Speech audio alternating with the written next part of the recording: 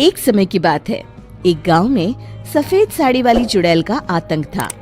चुड़ैल रात भर गांव में घूमती और गांव का जो भी आदमी उसे दिखाई देता उसे वो घायल कर देती।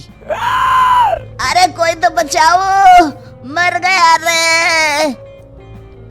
एक रात हरिया अपने खेत से अपने घर लौट रहा था कि तभी अचानक उसके सामने चुड़ैल आ जाती है। अरे बाप रे, ये चुड़ैल कहाँ से आ गई? आज तो मैं गया काम से।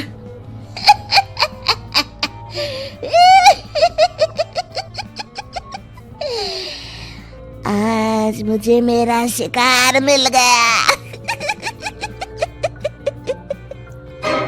अरे चुड़ैल दीदी, मुझे छोड़ दो।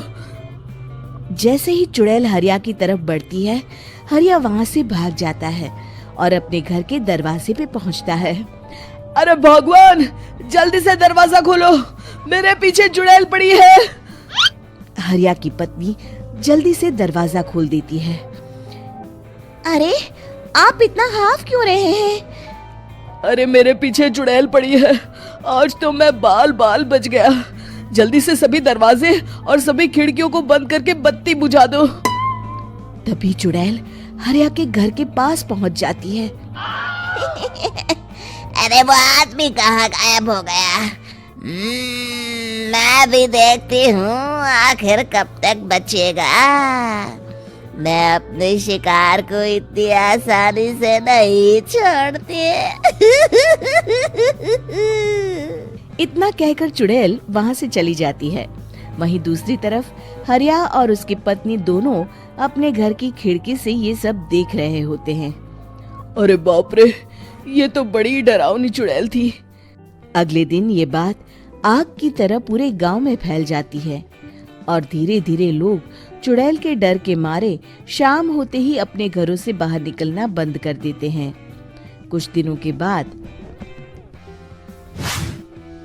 भाई, मैंने तो इस चुड़ैल के डर के मारे रात को अपने खेतों को पानी देना बंद कर दिया है। कहीं मेरी फसल सूख गई तो मैं तो कहीं का नहीं रहूंगा। साहूकार का कर्जा कैसे चुकाऊंगा? अरे भाई, पूरे गांव वालों का यही हाल है। पता नहीं ये चुड़ैल हमारे गांव में कहां से आ गई। फिर एक दिन गांव के पास वाली नदी के किनारे एक बहुत बड़े तांत्रिक के आने की बात कुछ गांव वालों को पता चलती है। वो लोग जाके ये बात गांव के मुखिया को बताते हैं। मुखिया जी, नदी के किनारे एक बहुत ही पहुंचे हुए तांत्रिक बाबा आए हैं। हमें उनसे मदद मांगनी चाहिए। मैंने सुना है वो बड़े बड़े भूतों और चुड़ैलों को अपने वश में कर लेते हैं। मुखिया जी सभी गांव वालों को लेकर उस तांत्रिक के पास पहुंच जाते हैं। ओम फट स्वाहा, ओम फट स्वाहा। तभी तांत्रिक अपनी बंद आंखों को खोलकर कहता है, क्या बात है? तुम सब लोग यहाँ क्यों आए हो? मुखिया जी उस तांत्रिक को सारी बात बता देते हैं। अच्छा, तो ये बात है। और तांत्रिक अपनी आंखों को बंद कर लेता है। मैं देख रहा हूँ तुम्हारे पूर्वजों ने बहुत पाप किए थे, जिससे ये गांव अब श्रापित हो चुका है। उसी के फल स्वरूप तुम्हारे गांव में चुड़ैल आई है। ये चुड़ैल बहुत खतरनाक है, ये किसी को नहीं छोड़ेगी। हे भगवान, मर गए रे, अब क्या होगा? तभी गांव के मुखिया जी कहते हैं, बाबा, इस चुड़ैल से हम सबको बचा लीजिए। कोई तो उपाय होगा। इसका सिर्फ एक ही उपाय है। सभी गांव वालों को बारी बारी हर दिन अपनी आधी फसल उस पहाड़ी के ऊपर बनी काली गुफा में छोड़ के आनी होगी। तभी उस चुड़ैल की भूख मिटेगी और श्राप का प्रभाव खत्म हो जाएगा और तुम सब जिंदा बच जाओगे। सभी गांव वाले उस तांत्रिक की बात को मान लेते हैं और वहां से चले जाते हैं। फिर अगले दिन से रोज उस गांव के लोग बारी बारी से अपनी आधी फसल उस काली गुफा के पास जाकर रखाते। कुछ दिनों बाद हरिया की बारी आती है। बाप रे, आज तो मेरी बारी है उस काली गुफा में जाने की। क्या करूं, वो तो बड़ी खतरनाक चुड़ैल है। मेरे तो हाथ पैर कांप रहे हैं। फिर हरिया डरते डरते अनाज की बोरियां अपनी बैलगाड़ी में लाद देता है।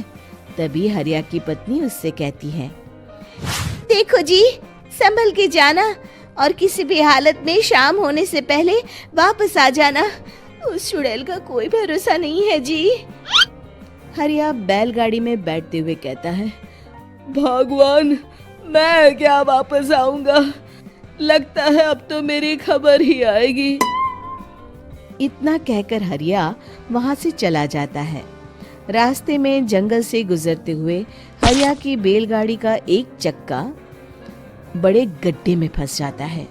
हे भगवान, अब ये क्या मुसीबत है? हरिया नीचे उतर के पूरी ताकत से अपनी बैलगाड़ी को गड्ढे से निकालने की कोशिश करता है। बहुत देर मेहनत करने के बाद हरिया की बैलगाड़ी उस गड्ढे से बाहर निकल जाती है। हे भगवान, अब तो शाम होने वाली है। आज तो मैं गया काम से। जैसे तैसे हरिया काली गुफा में पहुंच जाता है। अरे मर गया रे, यहाँ तो चारों तरफ डरावना माहौल है। मैंने यहाँ आने में बहुत देर कर दी, कहीं चुड़ैल नाराज ना हो जाए। हरिया अनाज की बोरियां वहां रख के जैसे ही जाने लगता है, तभी उसे किसी के आने की आवाज सुनाई देती है। हरिया एक कोने में छुपकर अंदर देखने लगता है। चुड़ैल वहां आती है और फिर अपने चेहरे से नकली चुड़ैल का मुखौटा निकाल देती है। हरिया ये देख के हक्का बक्का रह जाता है। तभी चुड़ैल कहती है, भैया यहाँ आना। आज तो बहुत अनाज आया है, इसे मिलाकर अब हमारे पास ढेर सारा अनाज जमा हो गया है। कल ही हम इसे शहर में बेच आएंगे और माला माल हो जाएंगे। तभी अंदर से नदी के किनारे वाला तांत्रिक बाहर आता है। अरे, ये तो तांत्रिक बाबा है। हाँ, अब तो हम दोनों की जिंदगी मजे में कटेगी। गांव वालों को बेवकूफ बनाना इतना भी मुश्किल नहीं था।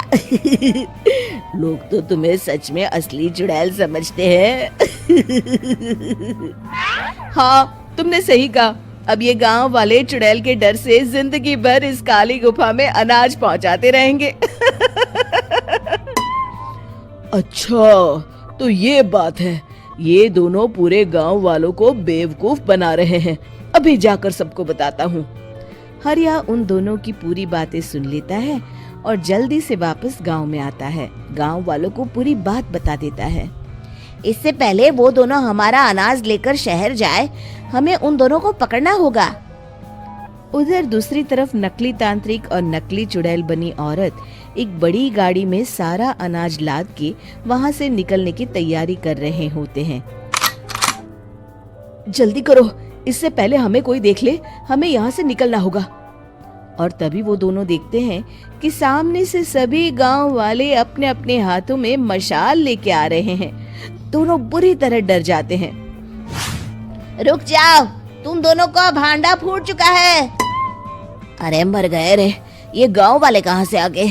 तुमने क्या सोचा इतनी आसानी से यहाँ से निकल जाओगे? ये अनाज हमने अपने खून पसीने से दिन रात खेतों में मेहनत करके उगाया है। दोनों मुखिया जी के पैरों में गिर जाते हैं। हमें माफ कर दीजिए, हम दोनों एक नंबर के कामचोर हैं। बिना मेहनत किए पैसे कमाना चाहते थे। हाँ हाँ, अब हम आगे से मेहनत मजदूरी करके पैसे कमाएंगे। हमें कुछ मत करना, हमें छोड़ दीजिए। इतना कह के दोनों गांव छोड़ के भाग जाते हैं और सभी गांव वाले फिर से खुशी खुशी रहने लगते हैं। शिक्षा तभी तो कहते हैं कि किसी भी समस्या का समाधान केवल सूझबूझ से ही करना चाहिए और कभी हिम्मत नहीं हारनी चाहिए। दोस्तों, हमें उम्मीद है कि आपको हमारी ये कहानी पसंद आई होगी। कृपया हमारे चैनल को सब्सक्राइब करें और सभी अपडेट्स के लिए बेल आइकन जरूर दबाएं। और हाँ, वीडियो लाइक और शेयर करना मत भूलिएगा। Bye bye.